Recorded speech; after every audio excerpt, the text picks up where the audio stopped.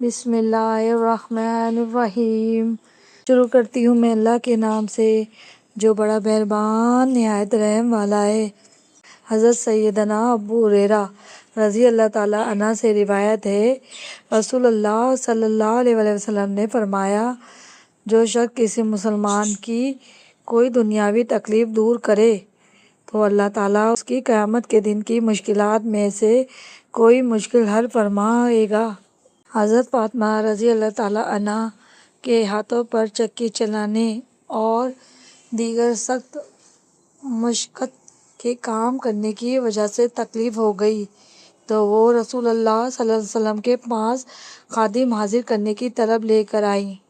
لیکن رسول اللہ صلی اللہ علیہ وسلم سے ملاقات نہ ہوئی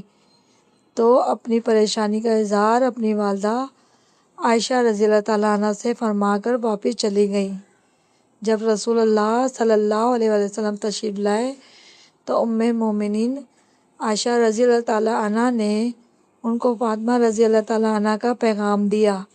تو رسول اللہ صلی اللہ علیہ وسلم فاطمہ رضی اللہ تعالیٰ عنہ کے گھر تشریف لے گئے اور سیدہ فاطمہ رضی اللہ تعالیٰ عنہ علی رضی اللہ تعالیٰ عنہ سے فرمایا، کیا میں تم دونوں کو اس سے زیادہ خیر والی چیز نہ سکھا دوں؟ اور وہ یہ ہے کہ جب تم دونوں اپنے بستروں پر جاؤ تو 34 مرتبہ اللہ اکبر کہا کر اور 33 مرتبہ سبحان اللہ اور 33 مرتبہ الحمدللہ، یہ تم دونوں کے لیے خادم سے زیادہ خیر والی ہے۔